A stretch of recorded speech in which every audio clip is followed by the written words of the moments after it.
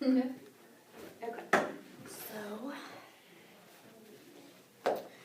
So talking about Sarah. So we're going to be starting in Genesis 11, verse 29.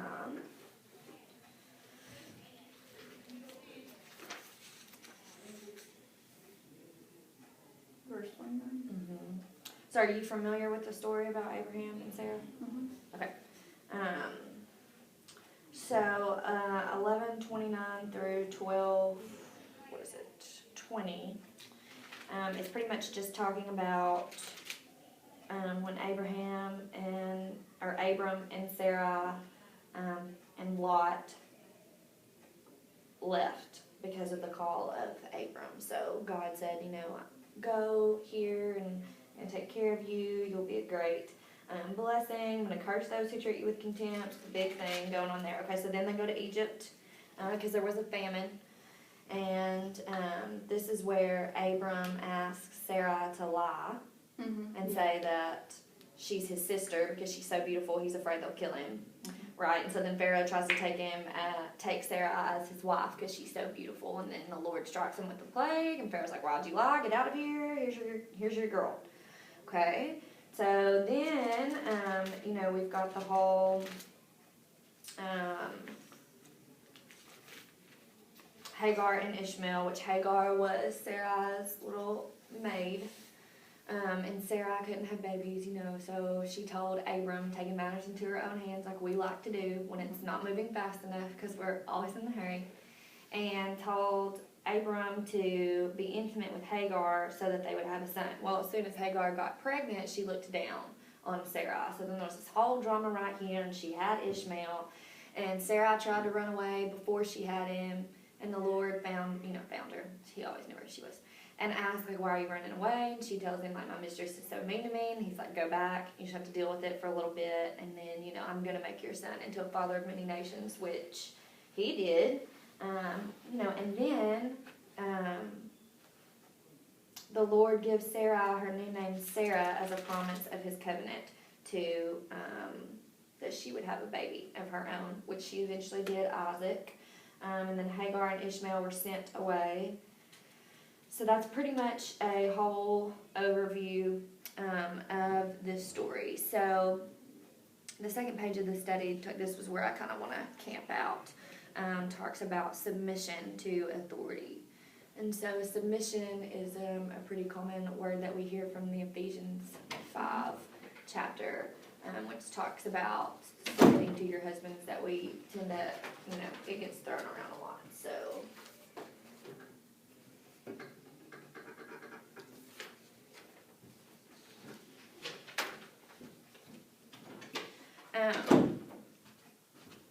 so let's flip over there because that's kind of where I want to camp out a little bit. So we'll be in Ephesians 5, starting with verse 22.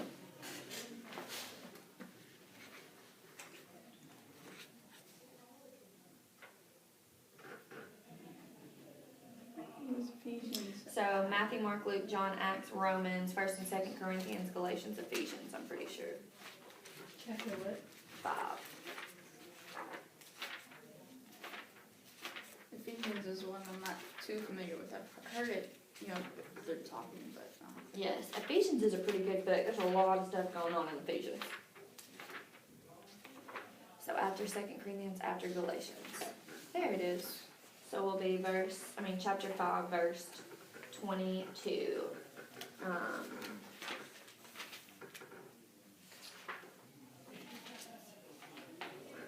Will you read through 22 through 26 for me?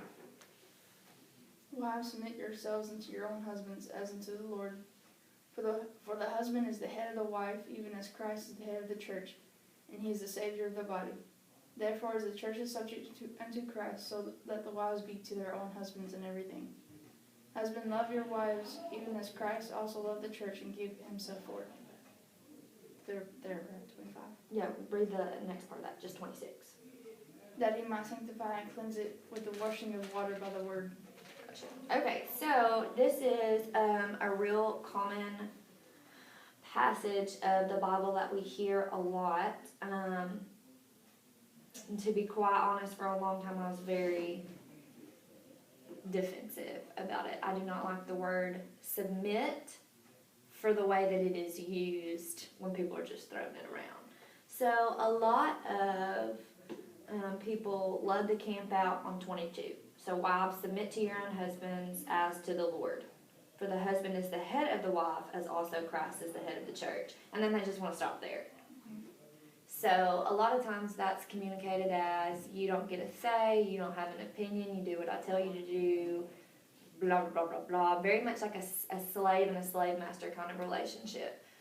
But that's not true, because if you move on to verse 25, husbands, love your wives just as also Christ loved the church and gave himself for her, which he laid his life down for her.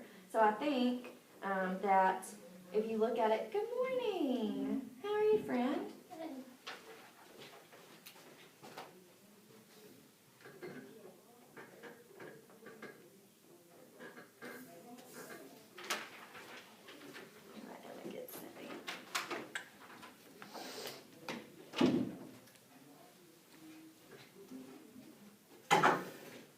We're hanging out in Ephesians 5, verse 22.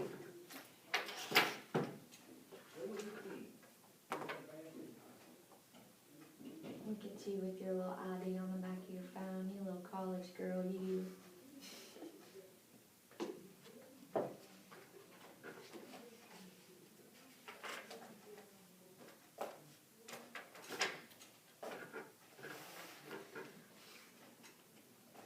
So while we're waiting on Anna to turn there, what is y'all's immediate reaction to this verse?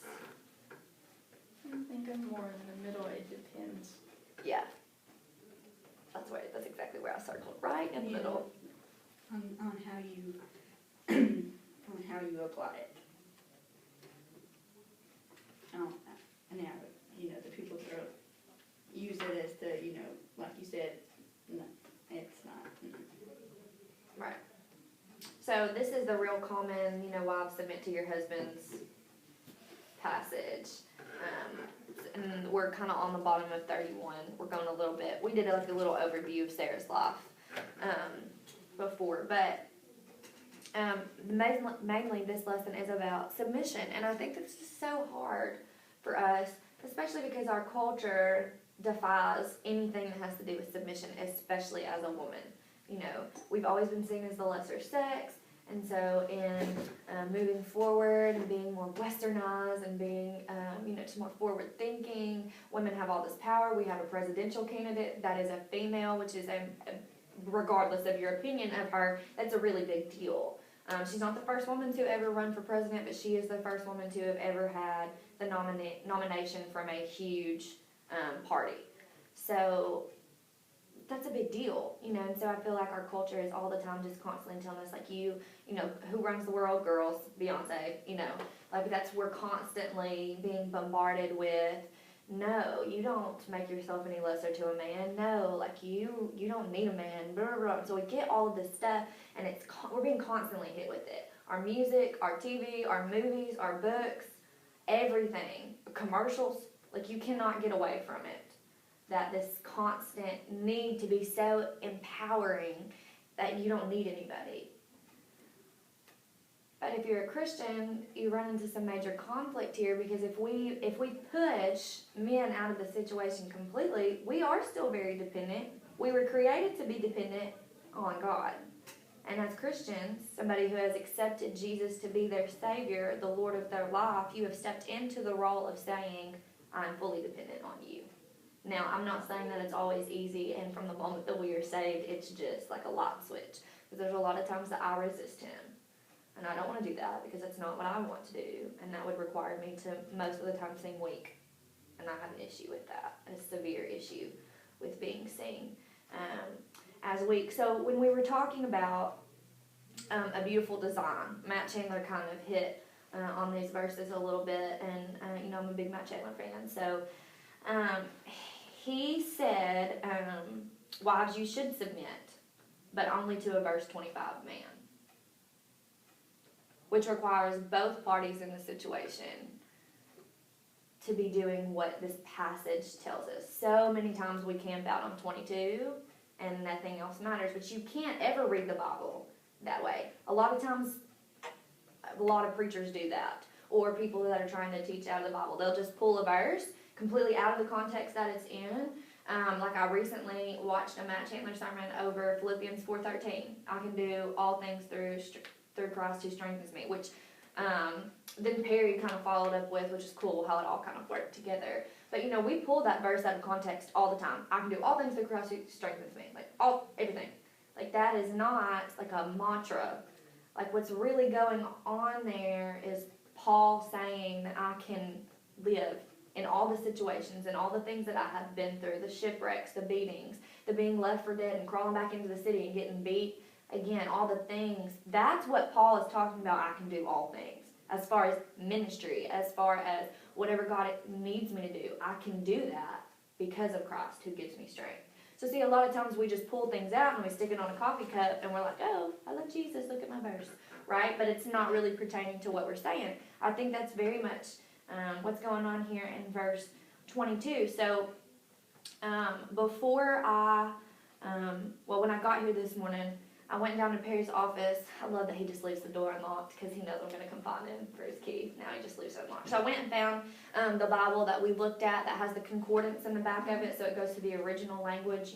The word's underlined, it has a number. You can go flip to the back and it'll have the Hebrew and the Greek. So this is New Testament. It would have been in Greek. And I looked up the word for submit. Now this word was used several other times in Romans, this form of the word.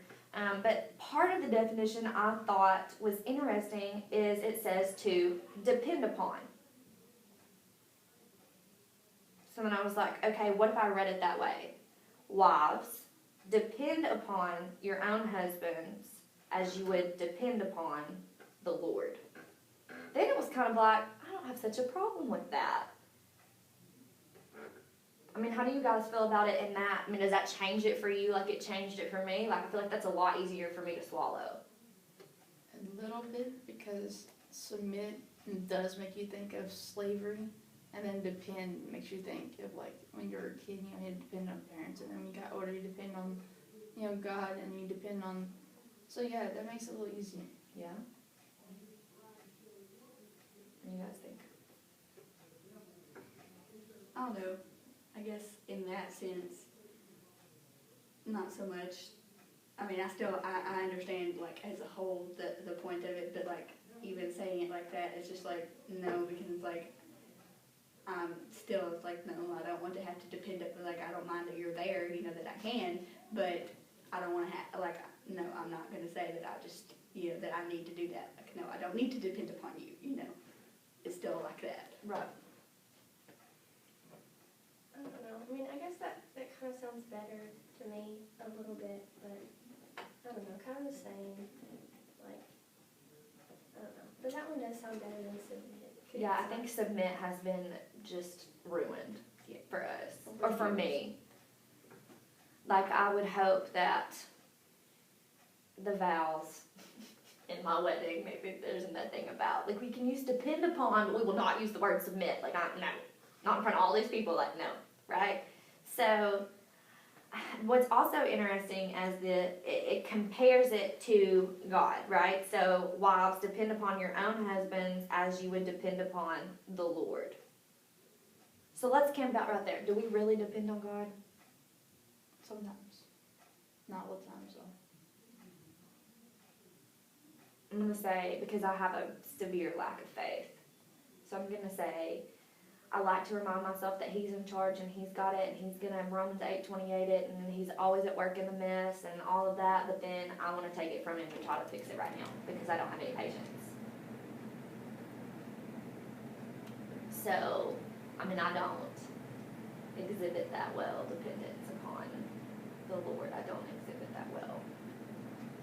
But she goes on in the book to make a point that says, as I submit,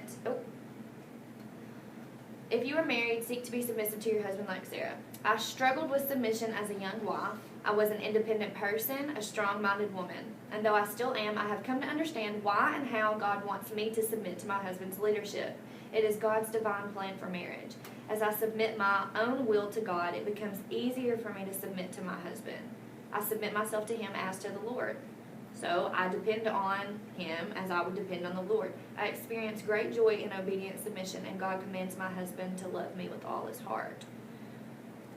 So I think pretty much what she's saying here is that it is very much necessary to learn submission, dependence upon God, and to get comfortable in that, to be able to walk in that daily and not have so much resistance before we're ever going to be able to do that to a man.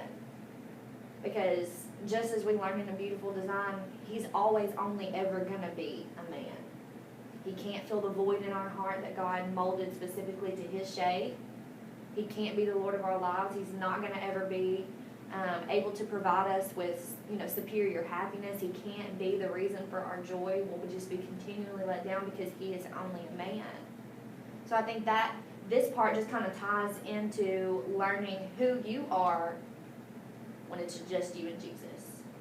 I think that that's very foundational, so that when you move into the marriage sector, then I think it's easier. I think your expectations of what your husband's going to be able to do and not do is more realistic. So I think this is the same kind of thing. And then when I got to thinking about it, why would you ever want to marry a man that wasn't a verse 25 man? Now, granted, I'm not saying that during your relationship he has always been that way. I mean, I think that's some pretty big shoes to fill. I don't think that any man is ever going to be able to fully do it because he is only a man, right? But I feel like it should be his goal to love us, to love his wife, to love me enough to die for me.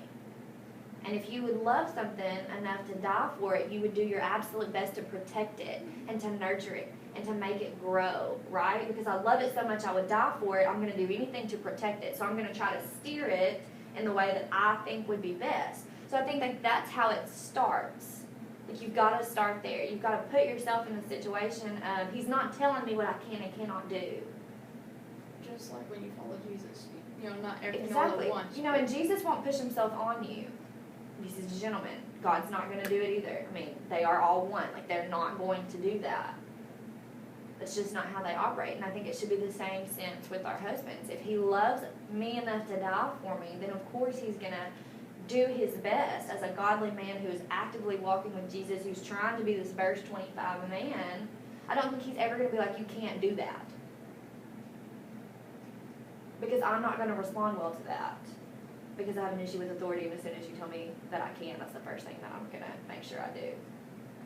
It's dumb, but that's how I'm wired. So, I very much think that it is a dependence upon. He kind of steps into that role of, it's a lot. I never realized how difficult it was for guys until I got to be such good friends with Michael. But Michael struggles with that a lot. Feeling like it's just an overwhelming weight that not only is he responsible for his own spiritual life, but he's responsible for leading Ashley as well, And I never looked at it like that, but that's a crap ton of weight, of pressure, if you just loathe in it, it's a lot. So, good thing is that we don't have that responsibility. Hair flip. So, it's on you, bro. Whatever. But, I do think that is why we have such an issue with this, is because everybody expects women to be verse 22, but somehow we miss that verse 22 is only fulfilled if verse 25 is also being walked out at the same time. So I don't think that, I think it's going to take some getting used to, because I've been alone for a long time and I'm good with this. So the idea of trying to figure out what another person wants and their preferences and stuff like that's going to be different for me. But I don't think that I have a problem with submission like I used to, because now I'm looking for a verse 25 man.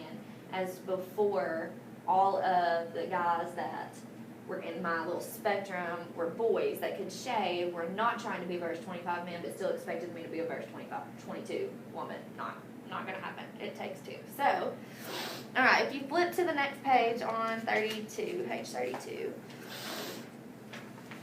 it talks about, think of a time when you manipulated God's plan and what were the consequences. The reason that while I'm giving you guys some time to think about that, the reason that she's asking this question is because that's exactly what Sarah, before she was given the new name Sarah as a mark of the covenant, That's exactly what happened. You know, Abraham was promised to be the father of many nations. She was barren. She was like 90, still no baby, pretty much over for her as far as having a child, you know. So she takes matters into her own hands and says, you just go be with my little maidservant over there. And then she'll have a baby and it'll be our baby, except that's not what happened. Because I don't know how she ever thought, I mean, you just can't do that, you know. Then I got to really thinking about it, like, just to be real honest here, like, this woman had sex with her husband. That's awkward. Because there has to be some kind of passion. There has to be some kind of connection in order for that to happen. And then it's like, let's do it one time. She gets pregnant, and then it's like, oh, we're just going to forget that all of that. You can't come back from that. Why she would ever feel like this was a good idea, I don't know. Desperation, I guess. Desperation, lack of faith. God said it was going to happen. He's not moving at my time schedule. I guess that means it's not going to happen, even though he's never lied. It's impossible for him to lie because he is the embodiment of love and truth. So I'm just going to fix it myself. So then we got a hot mess going on. Hot mess, right? And so it breaks it down like, what effects did her actions have on herself? Well, she was like super stressed out all the time. I mean, can you imagine? It would be like the equivalent of like going through somebody's phone. Like wait until he went to the bathroom, hoping he went to the phone and like going through it. I feel like that's exactly what it would be the equivalent to now. Just like no trust. Like, are you thinking about her? Do you wish you could go back to her tent? Are you mad that you're in my tent? I mean, like, can you imagine? Like, it would just be, you'd just be crazy. I would be crazy. Let me not speak for you guys. I would be psychotic. I don't trust you, get away from me, but oh no, come back over here because if you're away from me, you might be with her. You come over here, but I don't want to talk to you, kind of thing. Okay, so I feel like it was just like mass chaos, like hormonal rage at its absolute finest. And especially because these people don't have anything to distract them with. They have nothing. Nothing to distract them with. Just the promise of God, which, you know, Sarah has a real lack of faith in. Okay, so Hagar and Ishmael, like that's a whole other ball of wax. Because how abandoned must she feel? You got me pregnant, but you only got me pregnant to have this kid. You don't want anything to do with me. You only want this kid, so what's going to happen when I have the kid? And like Sarah is like trying to kill me in my sleep, you know, giving me the death look, and like just all of this stuff. And so Hagar actually runs away before she has Ishmael. You know, and the Lord's like, man, go back. You're going to be fine. I'm going to take care of you guys. You know, just deal with it. So then she has the baby, and it's even more crazy, psychotic, hormonal rage from Sarah, right? So this is just building. Like, this is climactic. This could be a movie. Pretty much just change the names. I mean, like, this is any, you know, movie that you can go get on Netflix right now, right? Okay, so then, think about Abram. This is literally what I feel like he's saying. Like, you told me to do this, and now you're so mad that I did. Like, I went and did what you told me to do, and now that I did it, like, you can't even talk to me. Like, you're so mad. Like, I just only, you know, I just feel like it's such a man thing. Like, I just did what you told me to do, and now you're mad, you know, right?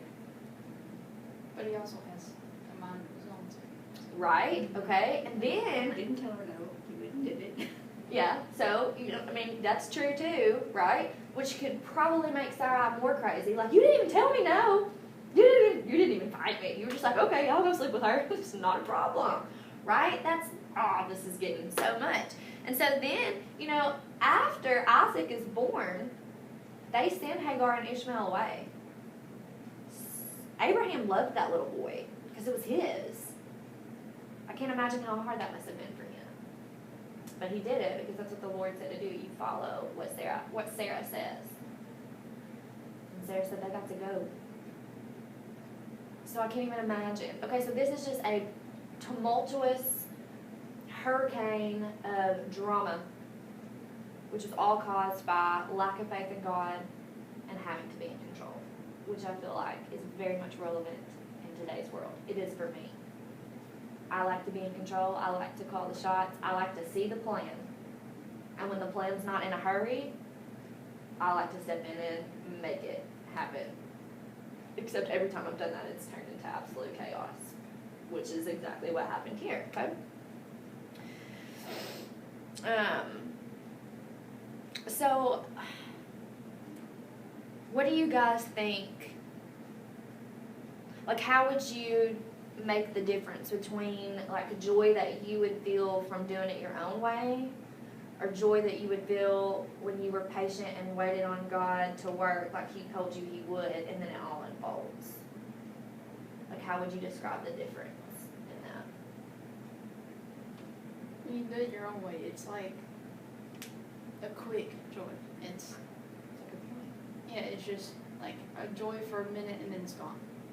Then if you wait on God and let God do His plan and what He wants to do, and then, you know, because He's always wanting the best for you. If you wait on God, then it's like a lasting joy that lasts for a long time, if not forever, until you're, you know. With it, yeah. That's a good point. I hadn't thought about it like that. It'll just be short-lived.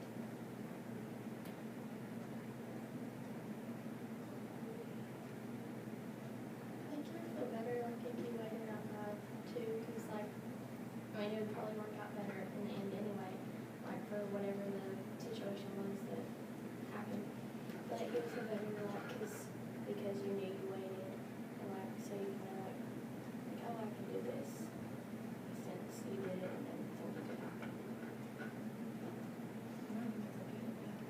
Yeah, I mean, you can have like, you know, some form of satisfaction in knowing, you know, like, hey, I did this, I made this happen for me, you know, that's got to feel good, you know, to some degree, but in any way, even if you may have that, you would still, at least in some form, be settling, because it's not what He did, you know, it's not what He had, you know, in His, you know, the whole big plan. You may get a piece of it, you may get enough to satisfy you, and it's like, oh, this is good enough, you know, and, you know, I feel good because I did it, but, you know, it's got to be better in His full, this is the entire thing that I had planned to give to you, you know, and not just a piece of it that you went and got for yourself, you know, it's got to be more.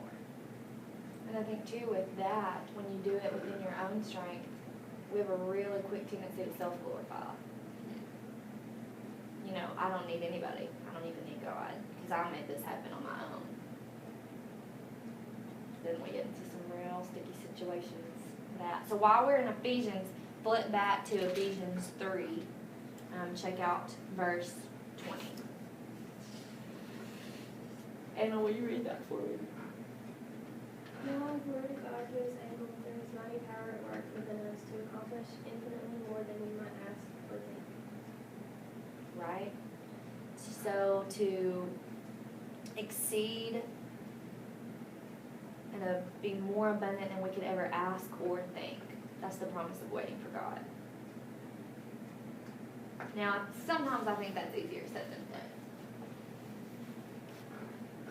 Sometimes I think that's real easy to whisper as far as speaking life into somebody else who's in a dark time and super impatient and this is just falling apart and God's not doing anything about it and where is He? And, you know, no, don't settle, just be patient. You know, He's going to give you more than you could ever ask for, like more than you've ever dreamed of. Like the best thing and the best way that your mind can work out this situation unfolding where you would be a Disney princess in the end. Like His plan's better than that if you'll just wait for Him. But when you're the one that needs to be waiting, sometimes it's not all that easy. It's not all that easy. And if you haven't memorized Ephesians 3:20, this is a really good one to hold on to. Because that's just the promise of,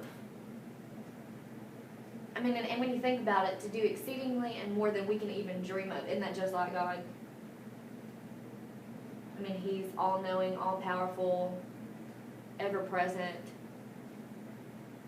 who planned your days and works that you would do before you were even formed in your mother's womb. Like, He's got it. Sometimes it's just kind of hard to lock into that and make ourselves believe it, right? Because we know it's true because it's in here. It's so easy for us to be like, oh, it's true. But if you're anything like me, it's hard to be like, oh, that's true for me, too. Hard to put it in action too. Yeah. Patience is hard. I do not pray for that. Because then you just get opportunities to be patient, and that's not my fave. So, I don't pray for patience. That's dangerous. I don't do that. So, that's all I got today over Sarah. You guys can go back through and read the verses that it talks about. Sarah is the only woman that is mentioned in the Hebrews 11 chapter, which is the faith chapter. That's where they're exemplifying all people of the Bible from past times who just had an extraordinary amount of faith in God.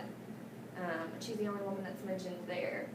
So that's really comforting to know, even though that she slipped and she took matters into her own hands, and like all of the heathens from the Middle East came from Ishmael. Like that was a bad move on Sarah as far as a lot of pressure right there, right? But she still exhibited faith. She had to have. I mean, maybe there's things later on in her life that aren't written in the text, but that just exemplified so much faith that she would be included in Hebrews 11. So anybody got anything else you want to add? Except for it's freezing. It's so cold in here. And you're hot. So cold in here. Cassie does not have a chill bump on her one. Okay, couple of things. Tonight is evening worship men only. So we're not invited, which kind of made me sad since I came back from London and I really just wanted to hang out with my church fam. It's okay. Tomorrow is Ladies Bible Study and WMA. So you're still on vacation, right? Yeah, tomorrow's. Yep, WMA at 6. So ladies ministry or whatever. You know, you girls will be at school, but one day. One day. Okay, also remember that for the month of October, we're taking up non-perishable items for the food share. I'm going to make a flyer this week, and it will be in all of the Sunday school rooms next Sunday, so that they can start collecting. So they'll only have like 2 weeks, I think, in October to actually collect. But still, I mean, it was my fault. I should have got it out before I went to London, but it was crazy. So crazy right there at the end. October the 16th, Miss Nita, depending on her health, and Miss Linda are going to come and talk to us about the Christmas tea or brunch that we're going to host for the widows. So that's really going to be a planning meeting, so I really need everybody to be here so that everybody's on the same page. I'll record it as well, you know, and just send you guys the link so you can watch it. October the 23rd, which is the following Sunday after that, and then we're feeding the staff. We can get in our Facebook stream and kind of decide who's going to do what. I'll do the chicken spaghetti. I think one's going to be plenty big enough for all of us. So, you know, so maybe do a salad and garlic bread and green beans and a dessert. You're the dessert queen. Every time I think about dessert, I just think about like Cassie's going to just whip something up. It's going to be great. So, we can work on that. Anything else that I'm forgetting?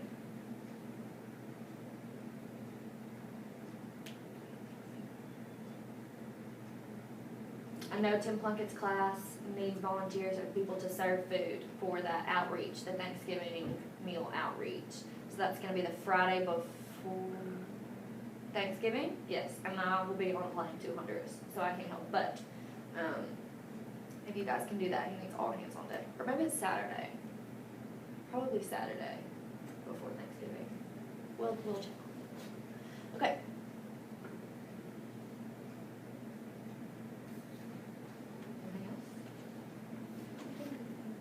Anna, how's school going? Pretty good, I guess. Yeah? You still studying like a whole bunch? Yes. I have a biology test on Wednesday, and I have no idea what I'm That's okay. doing. But, oh well. Is it your first exam in that class? That's our second. How'd you do on first? Did you pass? You don't know? No. You haven't looked at your grade? Are you avoiding it? Haven't.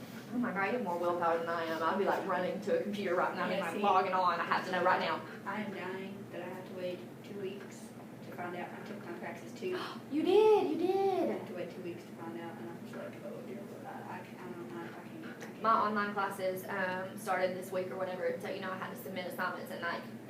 All the assignments aren't even due. Like everything's due at midnight tonight, and I'm still like when I checked my grade, thinking like maybe they were bored and they just decided to grade what I did so far. No. Like super anxious because, you know, like I don't know these people. I've never laid eyes on these people. I have no idea what they expect. Like, are they going to see through my crap and be like, you didn't even read this? Just really nervous. Okay, prayer requests. Remember Miss Nita. I don't know if you guys are in the prayer chain, but Leonard Wesson was in a vehicle accident, and I think it's pretty severe. He's at St. Michael's in Texarkana. And then Lizzie. Let's pray for Lizzie. Nina, Katie. Okay, for sure. Anybody else got anything you need to be thinking about this week?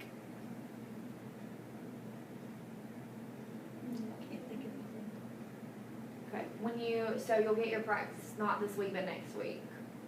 Yeah, it would be 2 weeks from Friday, so yeah. Okay, well, let us know when you know something. I don't know, I'm like, I'm iffy about it, I don't know. I can't imagine that you would not pass. I mean, don't know. like, I don't feel like totally awful, like, oh, I'm convinced I completely bombed that entire thing. I don't feel like that, but I'm not like solid confident either. Like, I don't know. I think that can possibly just your personality, I that don't know. love. It could go either way, so I'm like, I don't know. This. Okay, would you like to close us in prayer? All right. Lord, please be with all of us as we go. Those of us that go and we worship this morning, those of us that listen, and just please be with the whole church and let us all come to you, closer to you. And please be with everybody that's on the prayer list and everybody that, even though the ones we don't mention or can't think of right now, Lord, please be with them and help them through their situations, Lord. You know their needs and their comforts. Be with them, Lord. And just let it be a great day today, Lord. And thank you in Jesus' name. I ask and pray. Amen. I'm never good